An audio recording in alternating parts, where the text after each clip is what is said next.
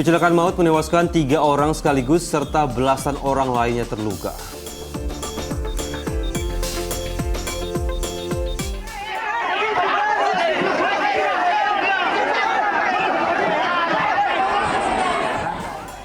Kericuhan mewarnai pertandingan dua tim kesebelasan pada laga sepak bola Bupati Cup.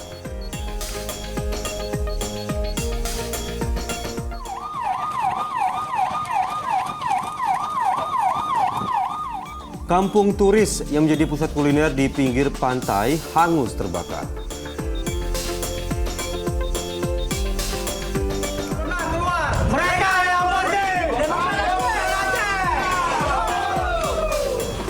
Sejumlah kader Partai Demokrat menurunkan baliho bergambar Anies AHY setelah beredar kabar dipilihnya Ketua Umum PKB Muhaimin Iskandar sebagai cawapres pendamping Anies Baswedan.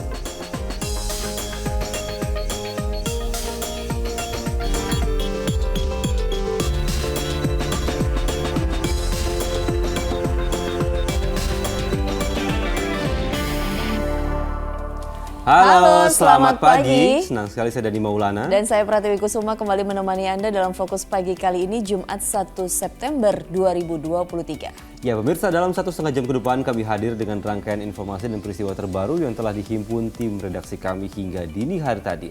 Langsung saja kita mulai Fokus Pagi selengkapnya.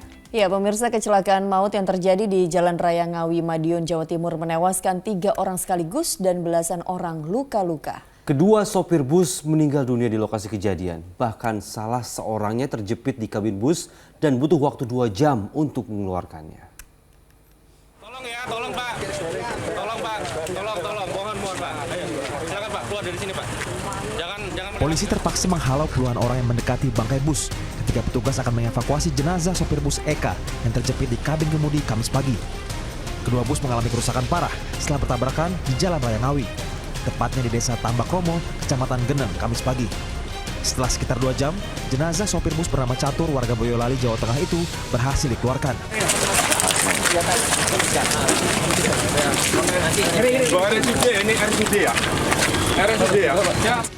Petugas kemudian membawanya ke Rumah Sakit Umum Daerah Dr. Suroto Ngawi. Dalam kecelakaan lalu lintas itu, sopir bus Eka dan sopir bus Sugeng Rahayu meninggal dunia, serta seorang pejalan kaki.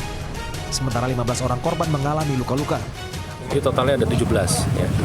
14 ini disinyalir sebagai penumpang bus, 1 pejalan kaki dan 2 adalah supir bis.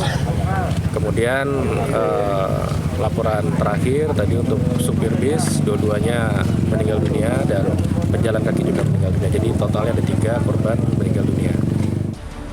Sementara itu kedua bangkai bus yang menutupi jalan dipindahkan dengan menggunakan mobil derek.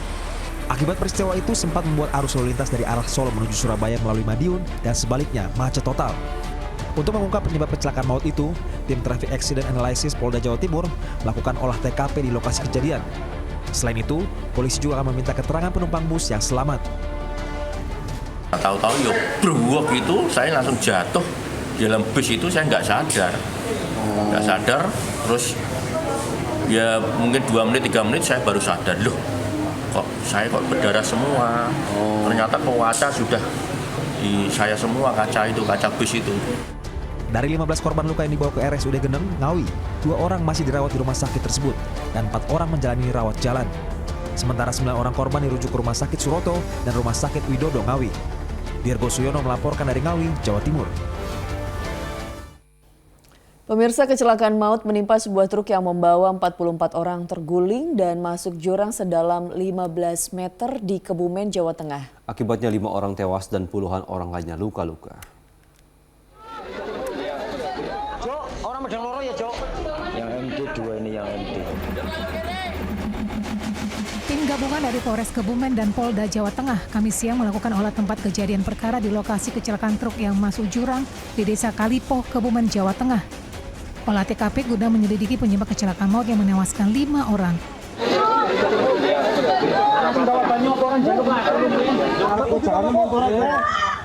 Truk yang membawa 44 orang itu masuk jurang sedalam 15 meter pada Rabu malam sepulang menjenguk istri kepala desa yang dirawat di Rumah Sakit PKU Muhammadiyah Gombong, Kebumen. Puluhan orang menangis sesaat setelah truk mengalami kecelakaan. Petugas kepolisian dan warga bahu-membahu mengevakuasi penumpang yang terjebak di dalam bak truk. Akibat kecelakaan tunggal itu 5 penumpang tewas, sementara 39 lainnya mengalami luka berat dan ringan. Gimana nggih? Cok, orang medang loro ya, Cok. Cok, orang medang loro ya. Orang bisa. Iya, parah juga ya. 4 korban tewas di tempat dan seorang lainnya meninggal dunia di rumah sakit. Diduga kecelakaan maut itu karena sopir kaget ketika berpapasan dengan mobil lain. Truk kemudian mundur lalu terjun ke jurang. Di tanjakan ini diduga berpapasan dengan kendaraan tidak terkenal. Saat itu kendaraan truk tidak kuat berjalan mundur sehingga masuk ke pekarangan atau di sebelah jalan yang curam. Kedalaman jurangnya sekitar berapa, Dan? Kedalaman jurang sekitar 15 meter. Korban yang terluka saat ini masih menjalani perawatan intensif di Rumah Sakit PKU Muhammadiyah Gombong dan Rumah Sakit Purbowangi Kebumen. Wahyu Diono melaporkan dari Kebumen, Jawa Tengah. Masih dari kasus kecelakaan lalu lintas, mobil pickup yang ditumpangi pasangan suami istri terguling dan terbakar di tengah jalan. Naas, sang istri tewas terbakar di dalam mobil.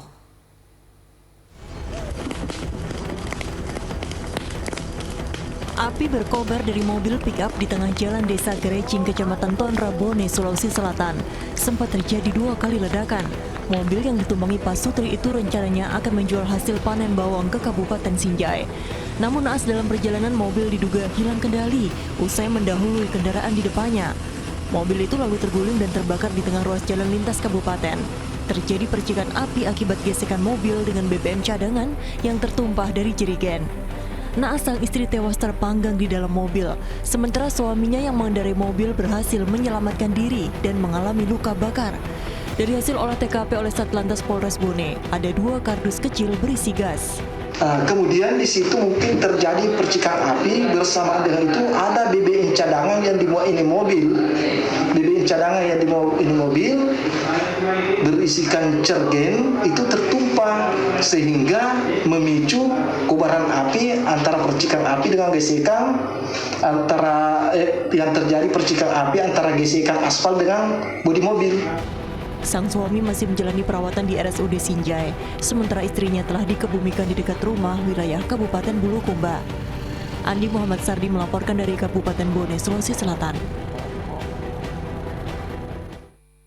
Di informasi lain, 9 gerbong kereta yang sudah tidak terpakai di gudang penyimpanan di Stasiun Purwakarta, Jawa Barat terbakar. Peristiwa itu diduga dari percikan api saat pengerjaan pengelasan di lokasi penyimpanan gerbong kereta.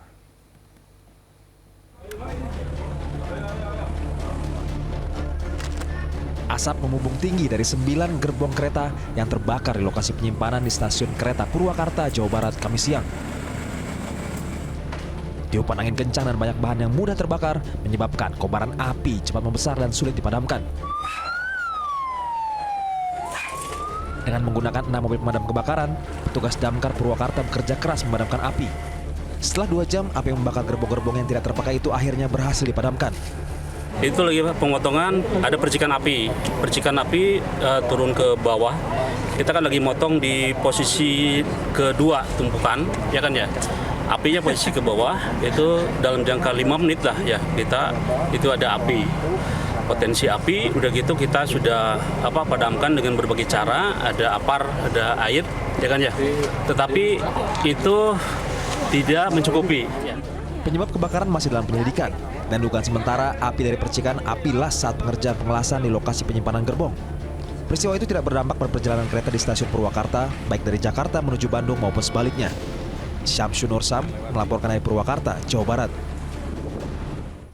Di peristiwa lainnya, pemirsa, laga sepak bola Bupati Cup 2 di Kabupaten Bulukumba, Sulawesi Selatan diwarnai kericuhan. Kedua pendukung pada laga tersebut saling serang menggunakan kursi dan botol plastik.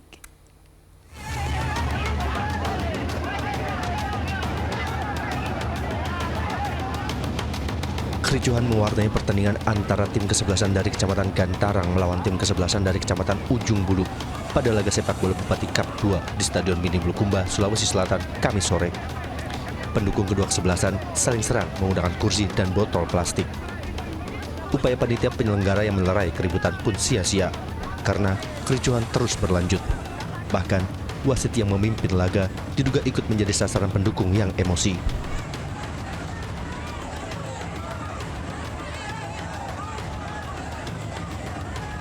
Keributan berawal saat tim ofisial dari tim Kecamatan Gantarang memprotes wasit yang mengakhiri babak pertama.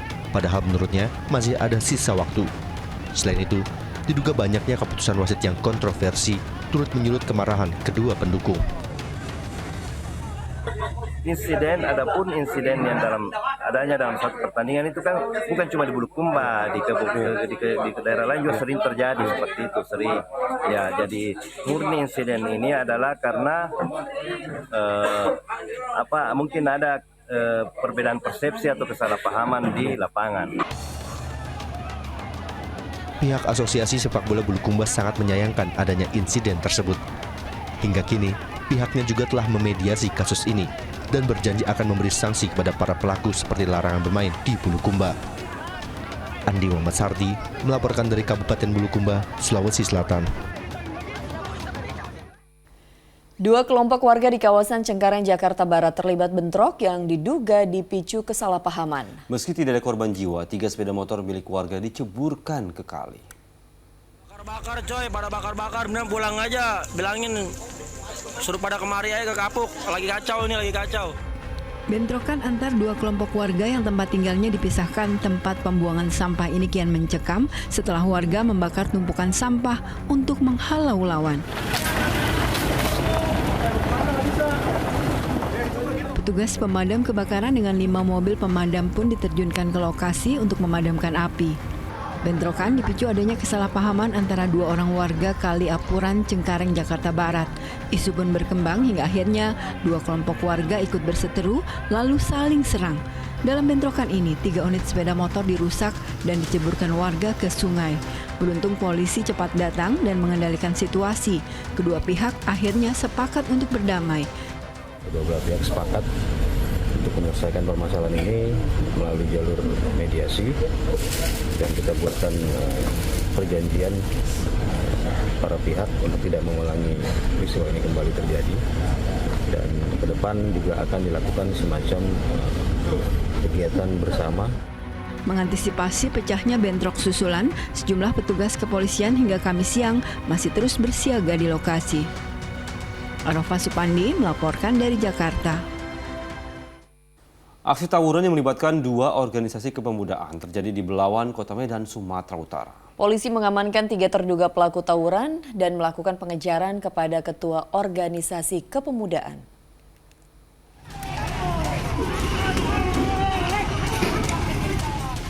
Dua organisasi kepemudaan terlibat tawuran di Belawan, Kota Medan, Sumatera Utara pada hari Selasa. Video aksi tawuran ini pun beredar luas di media sosial. Akibat tawuran, seorang pemuda dari salah satu OKP mengalami luka akibat terkena sabetan senjata tajam. Polisi pun mengamankan 2 pemuda dan seorang remaja yang wajahnya terekam video amatir warga. Saat tawuran berlangsung, mereka menggunakan batu dan senjata tajam. Selain ketiga tersangka, petugas juga menyita 2 senjata tajam berupa celurit dan pedang yang digunakan saat tawuran. Bentrokan dipicu oleh adanya pemasangan pelang oleh salah satu organisasi kepemudaan di Simpang Sicanang. Tak senang dengan pemasangan pelang tersebut, 4 pemuda dari OKP lain melakukan pemukulan hingga pembacokan. Penyebab dari terjadinya tawuran tersebut adalah adanya sekelompok dari salah satu OKP yang akan mendirikan pelang,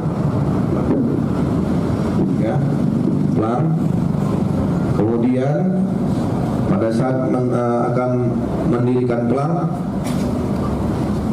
tiba-tiba ada dari satu kelompok OKP yang lain melakukan penyerangan. Kini petugas Polres Pelabuhan Belawan masih melakukan penyelidikan dan memburu 4 orang terduga pelaku pemukulan dan pembacokan yang bersembunyi di sekitar Pelabuhan Belawan. Polisi meminta masyarakat tidak mendukung tindakan kriminal dengan turut menyembunyikan tersangka. Muhammad Hamdani melaporkan dari Medan, Sumatera Utara.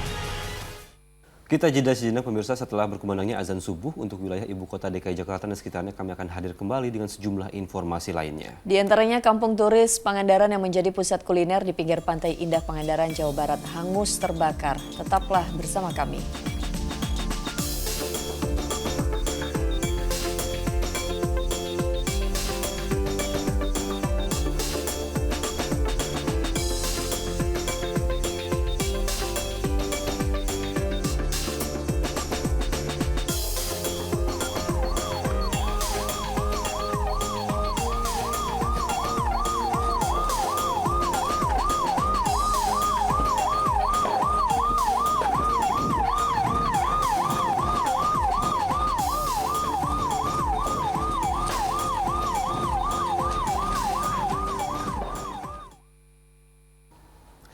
Ya pemirsa, selamat menjalankan ibadah salat subuh untuk Anda warga DKI Jakarta dan sekitarnya. Kini kita lanjutkan informasi di Fokus Pagi. Ya pemirsa, kampung turis Pangandaran yang menjadi pusat kuliner di pinggir Pantai Indah Pangandaran, Jawa Barat hangus terbakar. Sedikitnya 3 restoran hangus terbakar.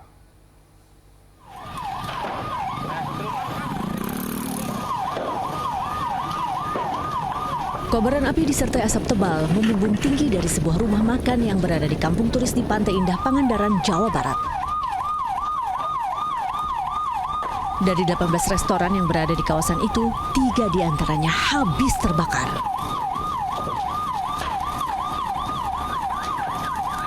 Api pertama kali muncul dari salah satu rumah makan, lalu dengan cepat merembet ke bangunan sebelahnya. Banyaknya material bangunan yang terbuat dari kayu dan bambu membuat api dengan mudah membesar. Kebakaran pada Kamis pagi itu sempat membuat petugas damkar kewalahan. Kita ini ada proses mempercepat kebakaran itu karena kita di pinggir pantai, angin bertiup kencang ya. Jadi kita beradu juga dengan menguasai bagaimana angin itu.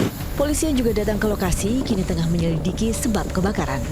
Untuk penyebabnya masih kami telusuri, apakah dari korsleting listrik atau dari dapur dan sebagainya, kami belum bisa memberikan info karena masih dalam rangka proses penyelidikan.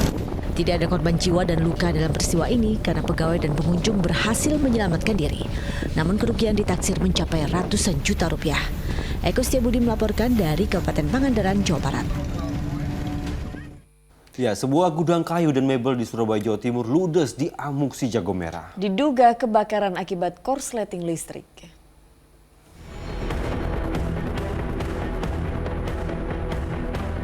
Kobaran api dengan cepat menghanguskan sebuah gudang kayu dan mebel di Jalan Raya Medayu Utara, Surabaya, Jawa Timur, Kamis pagi.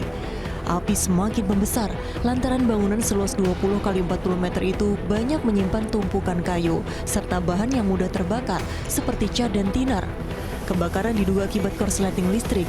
Tidak ada korban jiwa karena para pekerja belum ada yang datang saat kejadian. Namun seorang petugas damkar yang berusaha memadamkan api terperosok hingga akibatkan tangannya terkilir. Api baru bisa dipadamkan setelah 15 unit pemadam kebakaran diterjunkan. Cuman jauh dari sumber air. Jadi begitu main, 2 unit pertama yang datang ini begitu main sudah hampir padam, airnya habis, kita ngambil air, ini jadi lagi.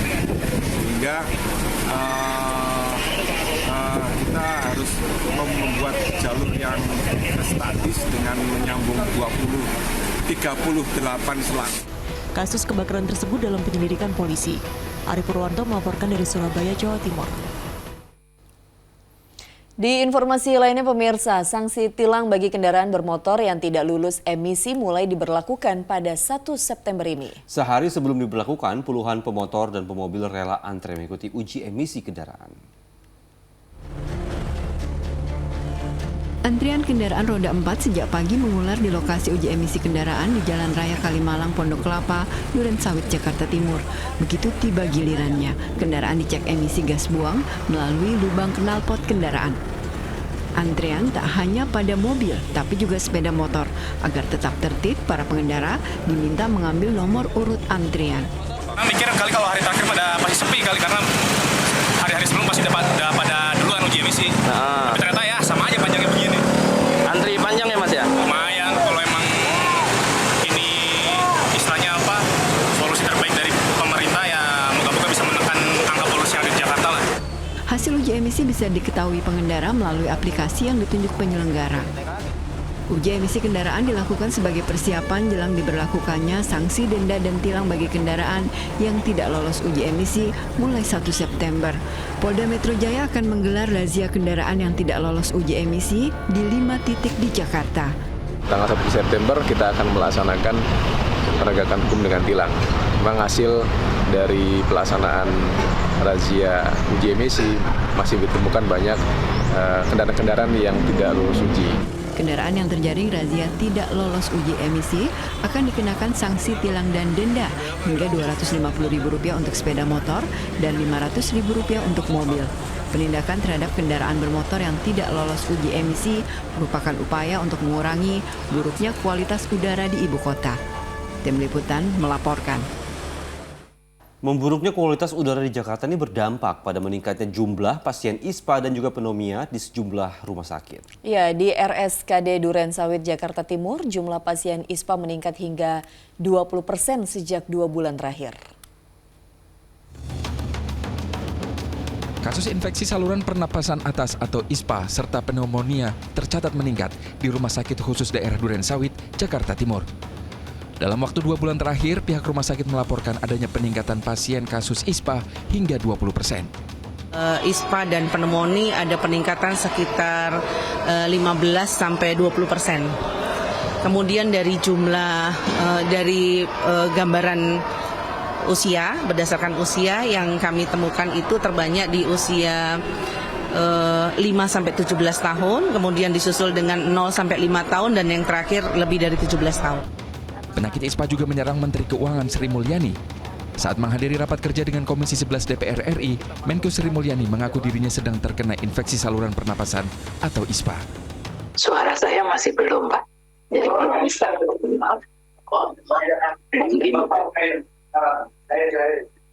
Tadi ingin bicara tapi nggak bisa, Pak. Maaf. Yes, ISPA. Kementerian Kesehatan mengaku sudah menerbitkan surat edaran untuk mengantisipasi dampak polusi udara bagi masyarakat. Nah, di dalam surat edaran tersebut ini ditujukan kepada seluruh dinas kesehatan provinsi dan kabupaten kota untuk melakukan antisipasi, karena kalau kita lihat bukan hanya permasalahan ini terjadi di Jakarta, Bogor, Depok, Bekasi ya, tapi juga di daerah-daerah lain yang mungkin kita tahu ada 10 kota yang cukup berpotensi terhadap penurunan kualitas udara. Kementerian Kesehatan juga menyatakan telah menyiapkan sebanyak 740 fasilitas kesehatan untuk penanganan pasien terjangkit ISPA, terdiri dari 674 puskesmas dan 66 rumah sakit yang tersebar di Jabodetabek. Sebelumnya Presiden Joko Widodo mengatakan dibutuhkan kerjasama untuk penanganan polusi udara, mulai dari perpindahan ke transportasi massal, penanaman pohon, uji emisi, hingga pengawasan dan penindakan pada pelaku industri yang mengakibatkan pencemaran udara. Tim Liputan melaporkan. Kita beralih ke informasi lain, pemirsa. Panglima TNI Laksamana Yudo Margono menegaskan tidak akan melindungi prajuritnya yang terlibat kasus penganiayaan hingga berujung tewasnya seorang warga sipil asal Aceh. Penegakan hukum bagi 3 terduga pelaku akan digelar secara terbuka. Hal tersebut disampaikan oleh Panglima TNI Laksamana Yudo Margono saat upacara pembukaan latihan perang Super Garuda Shield 2023 yang digelar di kawasan pusat latihan TNI Karangtekok, Kecamatan Asem Bagus, Situbondo, Jawa Timur pada Kamis siang. Tidak ada satupun anggota TNI yang kebal hukum dan harus ditindak jika bersalah. Pernyataan itu juga berlaku bagi 3 prajurit TNI yang diduga terlibat dalam kasus penganiayaan berujung tewasnya seorang warga Aceh bernama Imam Mashkur. Panglima TNI juga menjamin penegakan hukum bagi 3 terduga pelaku akan digelar secara transparan dan bisa dipantau langsung oleh masyarakat luas. Dan sekarang ini zamannya sudah terbuka, semuanya bisa diakses. Nggak mungkin kami ini akan menutup-nutupi lagi. Apa yang terasa tutup-tutupi dan mana ada prajurit TNI yang salah tidak dihukum. Jadi jangan asal, wah kalau diproses di pidana militer itu wah ditutup-tutupi, disayang-sayang, nggak ada. Kita juga punya penjara yang standar dengan penjara di luar. Di peristiwa lainnya, 6 kg narkotika jenis sabu-sabu yang hendak diselundupkan dari Aceh ke Medan, Sumatera Utara digagalkan petugas. Untuk mengelabui polisi, sabu-sabu dimasukkan dalam kemasan teh Cina lalu disembunyikan dalam paket berisi ikan asin. Mobil yang diduga di depan kita, yang kita curigai, kita akan mengikutinya kemana dia turun. Dalam video amatir terlihat Satuan Reserse Narkoba Polres Aceh Utara membuntuti sebuah angkutan umum di Kecamatan Medan Sunggal, Kota Medan, Sumatera Utara. Angkutan umum itu telah dibuntuti polisi sejak berangkat dari Aceh. Ketika digerebek, polisi kemudian menangkap terduga kurir narkoba berinisial MY dengan 6 kg sabu-sabu. Untuk mengelabui polisi, sabu-sabu dibungkus dalam kemasan teh Cina lalu disembunyikan dalam paket yang berisi ikan asin. Terkait penangkapan itu, polisi terus mengembangkan sindikat narkoba asal Aceh itu dan mengejar pengendali penyelundupan narkotika berinisial A. Dan pada saat digeledah dalam kotak styrofoam tersebut terdapat ikan asin atasnya, dan setelah kita lakukan pengecekan di dalamnya terdapat 6 bungkus narkoba jenis sabu sebanyak 6 bungkus dan masing-masing 1 bungkus itu seberat 1 kg. Hingga Kamis siang, Polres Aceh Utara masih mengembangkan upaya penyelundupan sabu-sabu itu dan polisi masih menggali keterangan dari tersangka MY terkait keterlibatan pihak lain dalam kasus tersebut. Ramadan melaporkan dari Aceh Utara, Aceh. Pengadilan Negeri Jakarta Selatan menggelar sidang tuntutan terhadap artis sinetron Ahmad Zoni dan 3 terdakwa lain dalam kasus penyalahgunaan narkoba. Tapi lantaran ketidaksiapan jaksa membaca tuntutan, sidang terpaksa ditunda.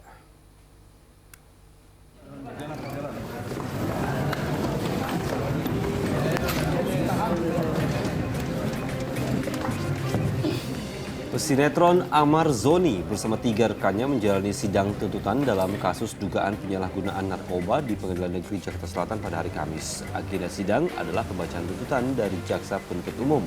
Tapi lantaran ketidaksiapan jaksa dalam membaca tuntutan, majelis hakim memutuskan menunda sidang yang akan dilanjutkan pekan depan 7 September. Suami artis Iris Bella itu ditangkap polisi pada awal Maret lalu dengan barang bukti sabu 1 gram. Setelah menjalani rehabilitasi hampir 5 bulan, kasus penyalahgunaan narkoba dilanjutkan ke pengadilan. Jaksa penuntut umum mendakwa Ahmad Zoni dengan pasal berlapis. Bang Amar, ini gimana Bang? Nanti tunda berarti semakin lama nih Bang Amar nih. Diduga menderita gangguan jiwa, seorang pria membuat onar di jalan serta menyerang petugas dengan senjata tajam saat akan diamankan. Informasi selengkapnya sesaat lagi hanya di Fokus Pagi.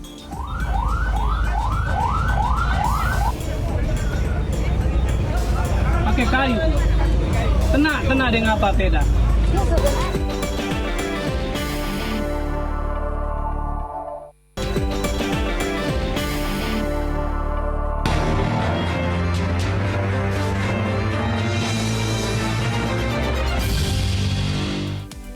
Anda kembali di Fokus Pagi bersama saya Dani Maulana. Kita masuk ke segmen Fokus Kasus. Seorang pemuda babak belur dihakimi massa setelah terpergok mencuri sepeda motor di kawasan Keramat Jati, Jakarta Timur. Terduga pelaku berhasil ditangkap setelah terjatuh dari sepeda motor karena menabrak kendaraan milik warga.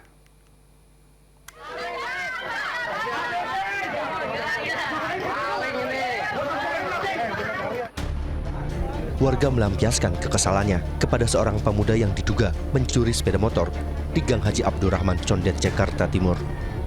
Terduga pelaku ditangkap saat tengah membawa kabur motor incarannya. Peristiwa berawal saat terduga pelaku bersama rekannya masuk ke dalam gang berboncengan menggunakan sepeda motor. Namun saat keluar gang, kedua pemuda tersebut membawa 2 sepeda motor. Warga yang curiga langsung menghadang kedua pemuda tersebut. Diduga panik, seorang pemuda terjatuh karena sepeda motornya menabrak kendaraan milik warga hingga akhirnya tertangkap. Sementara rekannya berhasil kabur. Saat digeledah, warga menemukan sejumlah kunci letter T yang diduga digunakan untuk merusak kunci kontak sepeda motor. Ada beberapa kali teman saya berikut, nggak tahu kesininya Pak, disuruh ikut kesini Pak. Yang nongkrong itu ngeh ya bahwa dia tuh pencuri motor ya? Karena dia kan masuk sendiri, terus keluar berdua, udah gitu pas lagi dihadang itu, pas jatuh kunci motornya nggak ada yang jatuh. Adanya kunci letter T itu? Iya, terus dibuka tasnya banyak bukti-buktinya, maksudnya kunci letter T, terus kunci Inggris, kayak gitu-gitu. Kasus pencurian sepeda motor ini kini ditangani Polsek Keramat Jati, Jakarta Timur. Johan Teruna melaporkan dari Jakarta. Seorang pria di Manado, Sulawesi Utara membuat onar di jalan dengan mengayunkan senjata tajam kepada warga. Akibatnya petugas kepolisian yang berusaha mengamankan pelaku menderita luka bacok di bagian kepala. Pak Kajo.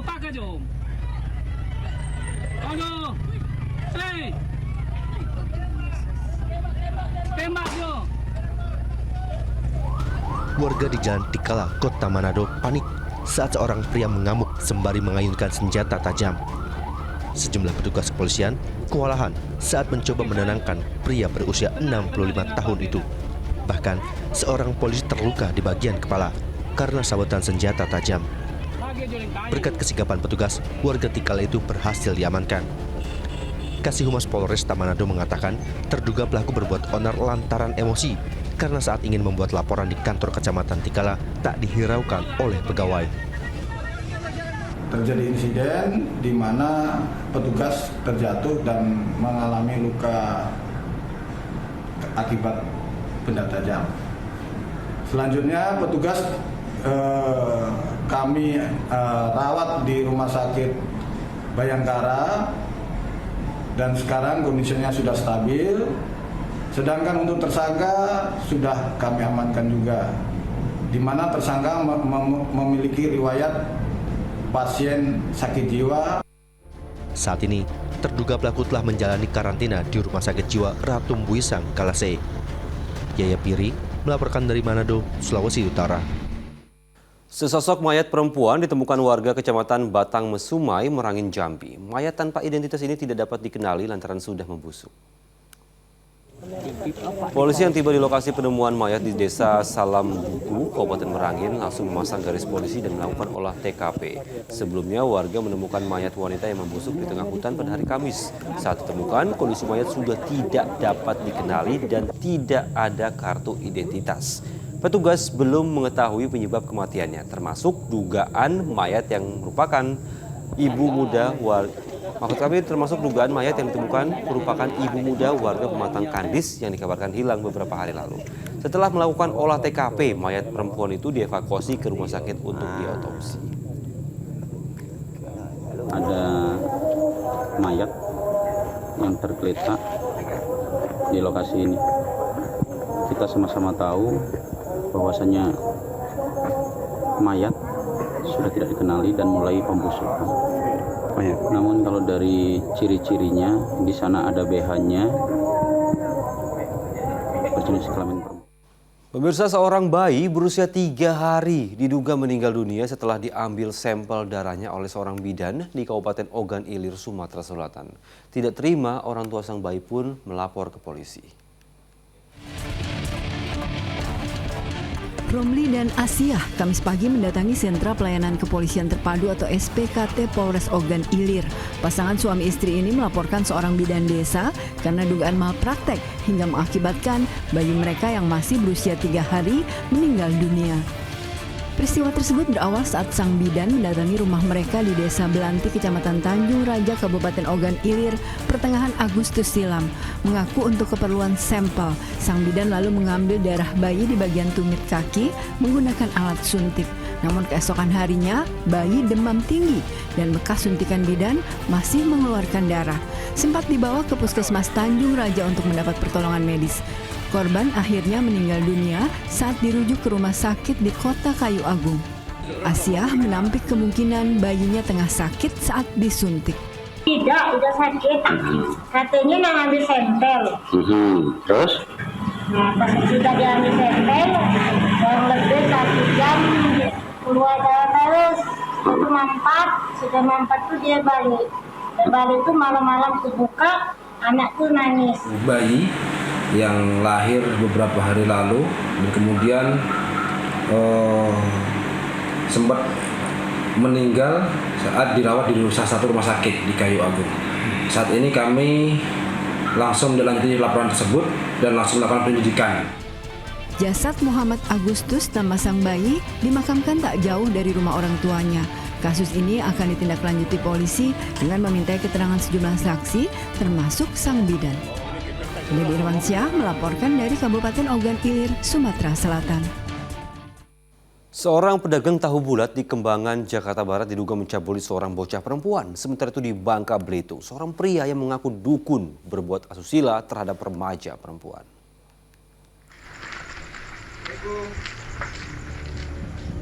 Polisi menggerebek seorang pria yang mengaku sebagai dukun. Ia diamankan saat berada di kediaman mertuanya di Kabupaten Bangka Selatan, Bangka Belitung. Saat beraksi sebagai dukun, ia telah 4 kali bertindak senonoh terhadap remaja perempuan 15 tahun sebanyak 4 kali sejak bulan Mei lalu di Kota Pangkal Pinang dan Kabupaten Bangka Tengah. Dukun itu mengaku bisa menyembuhkan sakit ibu korban dengan syarat mau berbuat asusila dengannya. Tak hanya itu, pelaku juga meminta uang 10 juta rupiah dengan dalih pembayaran untuk pengobatan alternatif. Aksi bejatnya terbongkar saat istri pelaku memergoki pesan singkat antara pelaku dan korban.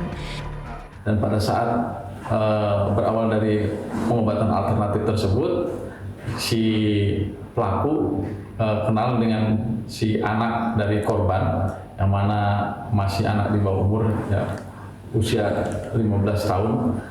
Kemudian pada saat melakukan pengobatan, dengan mahar dalam hal untuk mengenai masalah pengobatan ini dengan uang sebanyak 10 juta. Kini tersangka ditahan di Polda Bangka Belitung dan terancam hukuman maksimal 15 tahun penjara.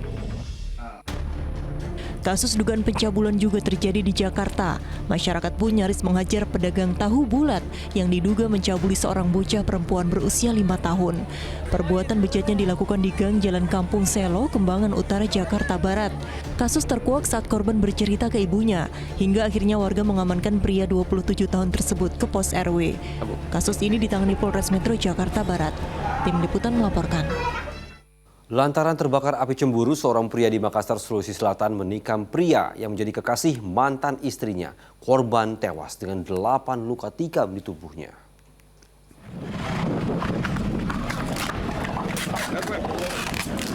Polisi menangkap pria bernama Hamzah di tempat tersembunyiannya di Dusun Banggai, Kabupaten Takalar, Sulawesi Selatan, Kamis siang. Pria itu diduga membunuh kekasih mantan istrinya. Pembunuhan terjadi pada Kamis dini hari di Jalan Tanjung Raya, Kecamatan Mariso, Kota Makassar, Sulawesi Selatan. Korban ditikam berkali-kali dengan obeng hingga pria itu tewas bersimbah darah. Hasil visum menunjukkan ada 8 luka tikaman di tubuh korban.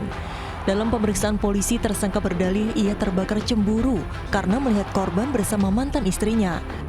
Pelaku melihat korban bersama dengan mantan istrinya.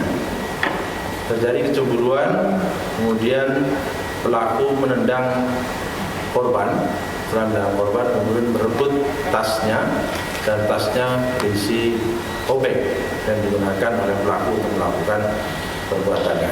Tersangka terancam sanksi 15 tahun penjara karena dugaan melakukan penganiayaan yang mengakibatkan kematian. Adi Muhammad Sardi melaporkan dari Makassar, Sulawesi Selatan. Warga Kota Tomohon, Sulawesi Utara digegerkan dengan penemuan jasad seorang wanita di perkebunan. Korban ditemukan dalam kondisi terbakar. Dia polisi mau bawa di rumah sakit dia. Wanita ini tak kuasa menahan tangis saat mengetahui salah satu anggota keluarganya tewas di komplek perkebunan Mawowale, Kota Tomohon, Sulawesi Utara. Korban diketahui bernama Maria Monika, berusia 60 tahun, warga Kelurahan Lahendong. Korban awalnya sedang membersihkan kebun dan membakar rumput di kebunnya. Namun naas, diduga api dari rumput yang dibakar dengan cepat membesar dan meluas hingga turut membakar korban. Kerja di kebun, kemudian membakar rumput, tanpa terkontrol. Akhirnya si ibu ini yang membakar, akhirnya dia juga ikut terbakar. Itu yang terjadi. Meski tidak ditemukan adanya kejanggalan, namun polisi terus menyelidiki kematian korban. Polisi meminta warga untuk tidak membakar lahan sembarangan di musim kemarau saat ini. Yaya Piri melaporkan dari Kota Tomohon, Sulawesi Utara. Kebakaran hutan dan lahan diduga dampak cuaca panas yang ekstrim terus terjadi di sejumlah wilayah di Jawa Timur. Upaya pemadaman pun banyak kendala. Di Kawaurung, kita di puncak tidak sanggup untuk mematikan. Kita sudah kewalahan karena apinya luar biasa, besar apinya. Kalimat bernada putus asa ini terus disampaikan petugas pengelola wisata alam Kawah Wurung, lereng Pegunungan Ijen, Bondowoso, Jawa Timur. Kala itu hanya ada 4 petugas yang berjaga dan berupaya memadamkan api dengan alat seadanya. Tak mampu. Tiupan angin yang cukup kencang dalam kejadian pada Rabu malam itu membuat kobaran api merambat cepat dan dalam sekejap melahap seluruh tanaman di lokasi wisata yang belum lama ini ditetapkan UNESCO sebagai destinasi global geopark. Upaya pemadaman baru bisa optimal dilakukan hampir 2 jam kemudian setelah petugas BPBD, unit damkar dan perhutani didatangkan dari pusat kota Bondowoso. Apinya sangat besar sekali. Kamis siang, meski api akhirnya berhasil dipadamkan, kebakaran tak urung membuat 10 hektar padang savana hangus. Dan untuk sementara, kawasan wisata unggulan ini ditutup. Yang sedikit miring, terus kemudian tumpukan daun ilalang. Memang di sana tumbuhannya tuh ilalang. Ya, ilalang yang sudah kering, numpuk, tebal, ditambah tiupan angin yang nggak kencang, itu yang menyulitkan petugas. Sementara itu, kebakaran hutan dan lahan di kawasan Taman Nasional Bromo Tengger Semeru atau TNBTS hingga Kamis tak kunjung padam. Bahkan titik api meluas hingga ke 4 resort wilayah pengelola Taman Nasional di 4 kabupaten. Puluhan personel gabungan masih berjibaku memadamkan api. Diperkirakan lebih dari 30 hektar kawasan hutan vegetasi dan padang savana hangus dilalap si jago merah. Kendala di lapangan adalah jauhnya jarak titik air dari lokasi titik air menuju ke lokasi kebakaran. Diduga api dipicu cuaca ekstrim dan musim kemarau sehingga ketika ada gesekan pada tanaman yang kering muncul percikan api yang lantas membesar. Tim Liputan melaporkan. Sejumlah kader Partai Demokrat menurunkan baliho bergambar Anies AHY setelah beredar kabar dipilihnya Ketua Umum Partai Kebangkitan Bangsa Muhaimin Iskandar sebagai cawapres pendamping Anies Baswedan. Informasi lengkapnya akan disampaikan oleh Pratiwi Kusuma sesaat lagi hanya di Fokus Pagi.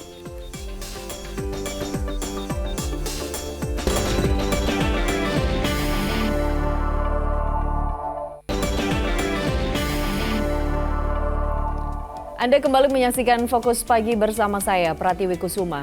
Pemirsa, imbas dari terbakarnya TPA Sarimukti di Kecamatan Cipatat, Bandung Barat, Jawa Barat menyebabkan sampah menumpuk di jalan kota Cimahi, Jawa Barat. Sementara ratusan warga terus berdatangan ke posko kesehatan karena mengalami infeksi saluran pernapasan atau ISPA. Ratusan warga mengikuti pengobatan gratis di posko kesehatan TNI Angkatan Darat Kodam 3 Siliwangi. Mereka mengeluhkan gangguan pernapasan, batuk hingga iritasi mata akibat terpapar asap sisa kebakaran TPA Sarimukti di Kecamatan Cipatat, Kabupaten Bandung Barat. Karena anak sakit. Sakitnya apa ya? Sakit batuk pilek. Sering sebelumnya nggak kayak gini, Bu? Enggak. Barusan anaknya keluhannya apa, Bu? Batuk, pilek? Iya, cuma gitu aja. Sudah berapa lama itu, Bu? Baru 3 hari. Rata-rata dalam sehari ada 100 orang lebih yang mengalami ISPA sejak peristiwa kebakaran TPA Sarimukti pada 19 Agustus lalu. Jumlah tersebut belum termasuk korban yang mendatangi posko milik Dinas Kesehatan dan Polres Cimahi dalam masa tanggap darurat. Hingga saat ini tercatat sudah ada 900 warga yang terinfeksi ISPA. Setiap harinya di atas 100 yang berobat ke tempat pos kesehatan Kesdem 3 Siliwangi dengan rata-rata keluhan mengalami gangguan pernapasan bagian atas, ISPA. Memasuki hari ke-13, asap sisa kebakaran masih mengganggu lingkungan di sejumlah desa hingga radius 10 km. Petugas gabungan pun masih terus memadamkan api. Sementara itu, dampak lain belum beroperasinya TPA Sarimukti menyebabkan sampah menggunung di Jalan Sangkuriang, Kota Cimahi, Jawa Barat. Sampah ini sudah tak terangkut hingga sepekan lebih. Truk pengangkut sampah pun harus keliling mencari lokasi pembuangan. Iya, nggak keangkut. Ini sering dikeluhkan warga Pak atau gimana? Ya sering ini, sering warga mengeluh penumpukan sampah. Hampir lebih dari 1 minggu nggak keangkut ya? Iya, 10 harian lah. Diperkirakan sampah di Kota Cimahi yang belum terangkut ke TPA Sarimukti sudah mencapai lebih dari 1.000 ton. Tim Liputan melaporkan. Ratusan warga di Kabupaten Tegal, Jawa Tengah antre membeli beras di pasar murah yang digelar Dinas Ketahanan Pangan dan Bulog pada Kamis siang. Sementara itu, Menteri Perdagangan Zulkifli Hasan menanggapi wacana impor beras oleh pemerintah di tengah melonjaknya harga beras di pasaran. Meski demikian, kewenangan Kemendak hanya memberikan izin impor, bukan mengesahkan impor. Ratusan warga yang sebagian besar ibu rumah tangga rela antre demi membeli beras di pasar murah yang digelar Dinas Ketahanan Pangan bersama Bulog cabang Pekalongan di halaman Mal Pelayanan Publik Kabupaten Tegal, Jawa Tengah, Kamis siang. Harga beras yang dijual lebih murah dibanding harga di pasar tradisional atau warung, yakni sebesar Rp47.500 per kantong kemasan 5 kg. Selain beras, ada juga minyak goreng dan gula pasir. Di sini lebih murah. Iya sih, beda sama di warungnya. Di warung berapa Ibu kalau di? Di warung beras per kilonya 13.5. Oh, 13.5. Kalau di sini per kantong ini berapa? 7.500 ya. Ini Ibu belinya apa aja selain beras? Gula, beras, minyak. Ini 7.000 satu paket. Kalau operasi pasar seperti ini menurut Ibu bagaimana? Ya sangat membantu. Selain untuk membantu masyarakat, pasar murah digelar sekaligus guna menekan harga beras yang terus merangkak naik dalam 2 pekan terakhir. Untuk mencegah aksi borong, pembelian dibatasi hanya 1 produk dengan sistem kupon.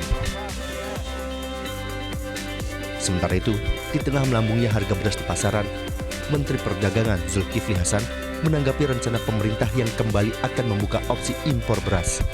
Meski demikian, kebijakan terkait impor tersebut merupakan tugas Badan Pangan Nasional dan Badan Urusan Logistik atau Bulog. Mendak Zulhas mengungkapkan, Kementerian Perdagangan akan menyetujui bila opsi impor tersebut kembali dibuka.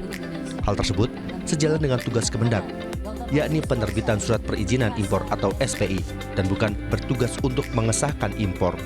Harga beras coba tanya Bappenas, Pak Arief, sama Bulog. Saya ini kan bagiannya kalau mereka minta kasih izin masuk atau gitu aja. Tapi udah ada izin impor belum sih Pak yang spesial? Ya kalau dia minta pasti dikasih di sini. Udah, belum ada tapi apa berarti ya? Ya udah dikasih. Di Rantas yang dulu, udah ada belum iya. Pak? Yang selain 2 juta? Udah kan udah ada.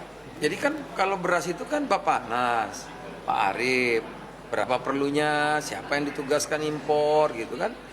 Nah kalau mereka udah selesai, kirim ke sini suratnya, ya saya setuju aja. Seperti diketahui, Kemendak telah menerbitkan izin impor beras di periode tahun 2023 pada bulan Maret lalu. Izin impor tersebut untuk pengadaan sebanyak 2 juta ton guna menjaga ketahanan pangan nasional hingga akhir 2023 mendatang. Tim Liputan melaporkan.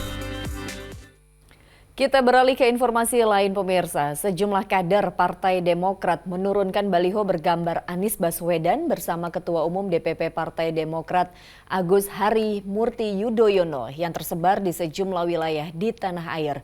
Keputusan tersebut diambil menyusul adanya kabar Anies Baswedan yang memutuskan menggandeng Ketua Umum PKB Muhaimin Iskandar sebagai cawapres dalam kontestasi Pilpres 2024 mendatang.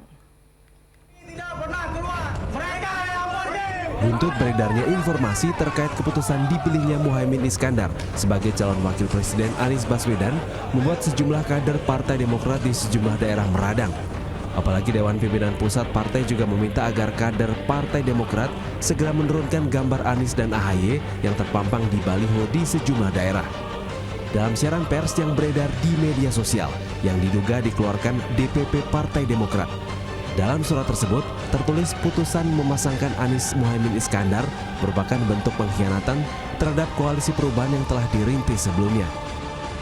Kabar disandingkannya Anies Baswedan dan Caimin dalam kontestasi Pilpres mendapat tanggapan Ketua Umum Partai Nasdem Surya Paloh yang menegaskan wacana tersebut belum final. Kemungkinan ke arah itu bisa saja terjadi. Tapi saya pikir belum terformal dan sedemikian rupa sampai ini. Berarti kita tunggu perkembangan 1-2 hari. Tapi kabarnya keputusan itu sudah atas persetujuan Pak Surya. Kalau persetujuan dalam arti kata mengangguk-angguk aja kan, itu belum tuntas sepenuhnya ya. Sebelumnya, bakal calon Presiden Anies Baswedan Kamis siang bersilaturahmi ke kediaman Ibunda Muhaimin Iskandar di Kabupaten Jombang, Jawa Timur. Usai pertemuan yang berlangsung tertutup, Anies meminta doa restu untuk berjuang dalam kontestasi Pilpres 2024 mendatang. Tim Liputan melaporkan.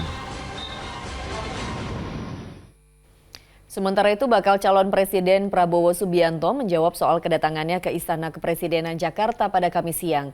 Bakal calon Presiden Ganjar Pranowo juga menyatakan menghormati keputusan setiap partai, termasuk jika berpindah koalisi. Bismillahirrahmanirrahim.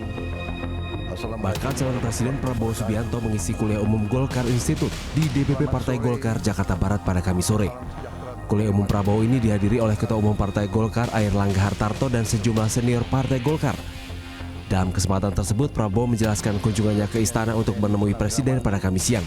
Pada hari yang sama, bakal calon Presiden Ganjar Pranowo juga ke Istana Kepresidenan. Tadi siang itu rapat tentang penilaian pejabat yang mau dinaikkan promosi. Jadi pejabat yang mau naik harus kita ajukan ke suatu tim itu dipimpin presiden. Itu aja, jangan sedikit nanya ini nanya itu. Airlangga Hartarto memberikan seekor kuda kepada Prabowo. Kuda mencerminkan lambang koalisi yang ingin maju dan melompat menuju Indonesia Maju. Sementara itu, saat ditemui dalam acara Idea Fest di Jakarta Theater pada Kamis malam, bakal calon presiden dari PDI Perjuangan Ganjar Pranowo menyatakan akan menghormati setiap keputusan partai politik. Saya tidak pernah khawatir dalam bersikap politik. Yang saya ada dalam pikiran saya adalah menghormati seluruh keputusan masing-masing partai yang dibuat. Tapi sudah mencium gelagat P3 akan keluar dari koalisi gitu Pak? Biasa nggak cium-cium kok. Yang saya cium istri saya. Kalau hanya sendiri nanti dengan PDIP gimana Pak? Ya biasa, kita jalan terus. Pernyataan tersebut untuk merespon isu P3 yang akan beralih dari PDIP untuk menggandeng PKS dan Partai Demokrat. Tim Liputan melaporkan. Kementerian Perdagangan menggelar sosialisasi 2 peraturan Menteri Perdagangan. 2 Permendak tersebut berdasarkan evaluasi para pelaku usaha guna memuat peraturan bidang ekspor yang lebih implementatif. Kementerian Perdagangan menggelar sosialisasi 2 peraturan Menteri Perdagangan, Permendak yakni Permendak nomor 22 tahun 2023, yakni terkait barang yang dilarang untuk diekspor, dan Permendak nomor 23 tahun 2023 tentang kebijakan dan pengaturan ekspor. Terdapat beberapa evaluasi terhadap peraturan sebelumnya berdasarkan masukan para pelaku usaha maupun kementerian dan lembaga terkait teknis. Kementerian Perdagangan juga membuat sejumlah perubahan agar peraturan tersebut dapat lebih implementatif. Permendak nomor 22 ini juga mencabut Permendak nomor 18 tahun 2021, sementara Permendak nomor 23 mencabut Permendak nomor 19 tahun 2021. Ekspor itu prinsipnya harus kita mudahkan. Karena Indonesia itu kalau mau maju, tergantung kita ini bisa menguasai pasar dunia apa tidak. Ekspornya besar apa enggak. Kalau kita tidak bisa ekspor banyak, ya produk kita tidak bisa unggul di kancah global, ya kita nggak bisa jadi negara maju. Kita beli terus kan, gitu. Jadi memang kuncinya itu menguasai pasar dunia. Nah kami Kemendak berusaha keras agar ekspor ini tidak ada hambatan, kecuali yang kita perlukan. Sebisa mungkin dipermudah. Petugas menemukan uang puluhan juta rupiah saat memeriksa seorang yang diduga pengemis karena kerap ganggu ketertiban. Informasi selengkapnya akan kami hadirkan usai jeda. Tetaplah bersama kami di Fokus Pagi.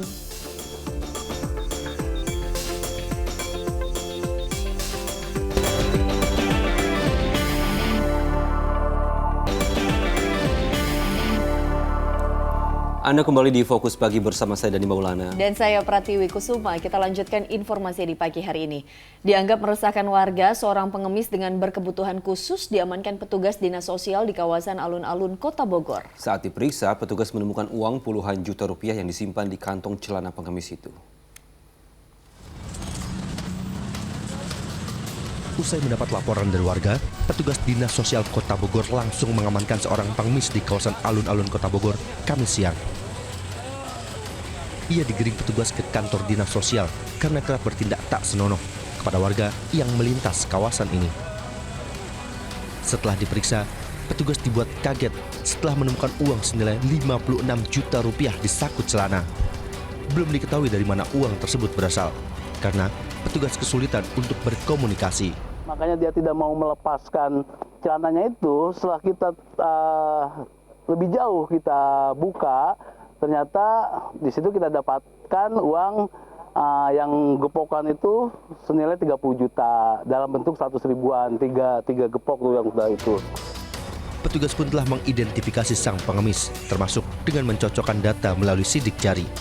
Saat ini, petugas masih mengamankan pria paruh baya ini beserta uang puluhan juta rupiah yang dimilikinya sebelum diserahkan ke pihak keluarga.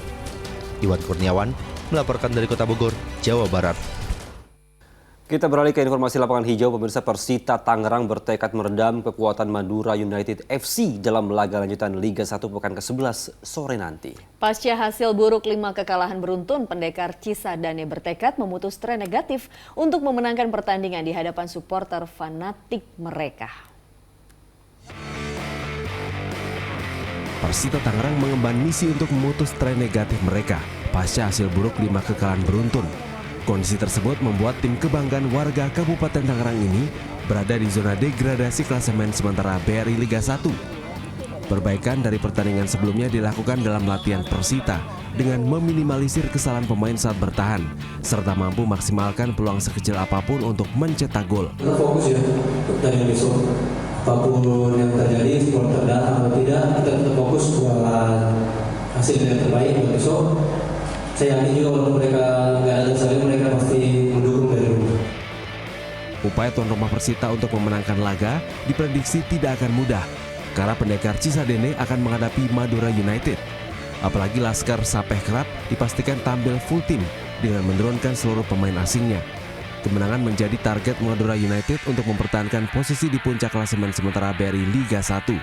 Syabudin Atar melaporkan dari Tangerang, Banten.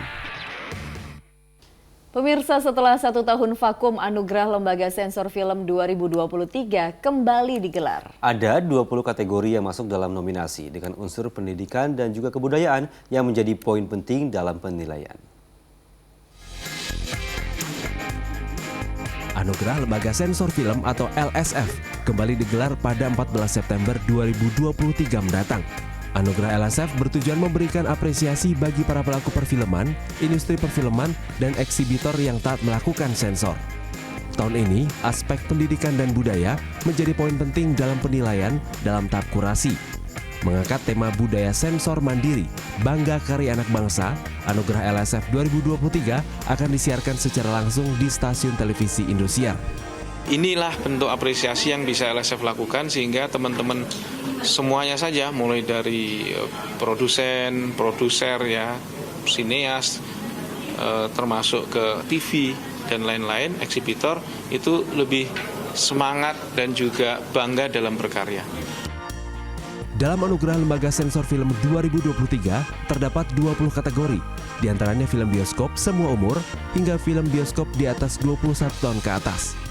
Kategori lainnya yakni sinetron, iklan komersial Bangga Budaya Bangsa, iklan layanan masyarakat Bangga Budaya Bangsa, serta beberapa nominasi lainnya.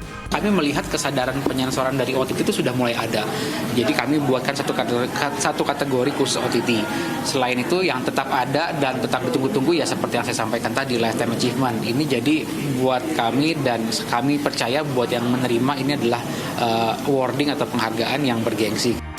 Tahap penjurian film bioskop dimulai dari periode 1 November 2021 sampai dengan 30 Juni 2023. Untuk kategori program televisi dan iklan, periode 1 Juli 2021 sampai dengan 30 Juni 2023. Dan eksibitor dimulai 1 Juli 2021 sampai dengan 30 Juni 2023. Film lulus sensor tanpa revisi atau paling sedikit revisi, serta karya yang sesuai dengan klasifikasi usia menjadi parameter utama bagi karya yang masuk nominasi. Agnes Purba dan Eko Putranto melaporkan. Pemirsa, Surya Citra Media atau SCM menggelar kegiatan casting call for presenter di MTech City dan Mogot, Jakarta Barat pada hari Kamis. Ya, kegiatan ini diselenggarakan untuk memberikan kesempatan kepada para peserta job fair untuk mendapatkan tips and trik dari profesional news anchor SCM. Sebanyak 50 peserta yang terpilih dari total 500 peserta yang mendaftar hadir mengikuti acara casting call for presenter pada Kamis siang di MTech City Daan Mogot, Jakarta Barat. Acara yang diselenggarakan oleh SCM Group merupakan bagian dari MTech Career and Education Festival 2023 hasil kerjasama MTech Group dan Karir.com. Kami bekerja sama dengan MTech mengadakan aktivitas nih untuk pencari kerja di mana mereka jika memiliki ketertarikan untuk bisa bekerja di bidang publishing, entertainment ataupun di broadcasting, mereka bisa mencari peluang kerja di sini. Kami bekerja sama dengan Karirmu, dengan MTech, kita berkolaborasi. SCM sebagai perusahaan yang bergerak di industri multimedia, hiburan, dan komunikasi ini menggelar acara casting call for presenter untuk memberikan kesempatan kepada para peserta job fair untuk mendapatkan tips and trick dari profesional news anchor dari SCM. Program newscasting basically yang kita lakukan adalah menjangkau berbagai talenta-talenta baru yang bisa juga mendukung perkembangan program news, tapi juga kita ingin outreach berbagai talent-talent yang ada di Indonesia. Nggak cuman untuk talent-talent seperti misalnya di Jakarta, tapi juga ada yang dari Surabaya, Semarang juga datang. Acara ini berlangsung dalam 2 sesi, di mana sesi pertama yaitu sharing session antara peserta dengan news anchor. Kemudian dilanjutkan sesi kedua, yakni sesi casting peserta yang dinilai langsung oleh news anchor Indosiar dan SCTV, Cemin Darusman dan Reza Ramadansyah. Penilaian kita bukan cuma soal tampilan ya, karena tadi semuanya menarik ya, tapi bagaimana cara dia menghandle berada di depan kamera, harus pengetahuannya, teknik juga ada beberapa tes, harus menjawab pertanyaan dari juri. Paket lengkap kita nilai, bukan cuma penampilan tapi juga isi kepala. Ya, yang luar biasa antusiasnya ini menarik sekali ya. Dari 500 yang daftar, masuk ada 50 besar yang kita pilih. Pesertanya pun juga beragam dari berbagai daerah. Dan yang menariknya yang kita juga bisa berbangga hati, peserta-peserta ini punya potensi-potensi bibit unggul untuk menjadi seorang jurnalis, reporter, presenter di masa depan. Itu yang paling penting. Para peserta yang mengikuti casting tak hanya berasal dari kota Jakarta, namun juga berasal dari kota Bandung, Semarang, Surabaya, dan juga Yogyakarta. Mereka mengaku senang dengan adanya acara ini karena bisa menambah ilmu dan pengalaman mereka mengenai public speaking. Rasanya sih aku senang banget, banyak banget dapat pelajaran, pengalaman jadi presenter, dan juga punya teman-teman baru. Senang banget sih. Acara ini tuh menurut saya banyak ilmu yang didapat ya, mulai dari public speaking, terus gimana caranya bisa berinteraksi dengan audiens gitu. Jadi betul-betul memberikan kesempatan kepada para presenter dan juga calon reporter untuk bisa belajar banyak di event ini. Dari 50 peserta yang terpilih mengikuti casting, terpilih 6 peserta terbaik pada ajang casting call for presenter SCM. Ahmad Hilman dan Herman Prasetya melaporkan dari Jakarta. Ya, pemirsa, informasi tadi menutup kebersamaan kita dalam Fokus Pagi hari ini. Dan setelah Fokus Pagi, jangan lewatkan untuk menyaksikan program Magic 5. Ya, mewakili tim redaksi dan kerabat kerja yang bertugas, saya Pratiwi Kusuma. Dan saya Dani Maulana pamit undur diri. Selamat pagi, selamat beraktivitas, jaga kesehatan selalu, dan sampai jumpa.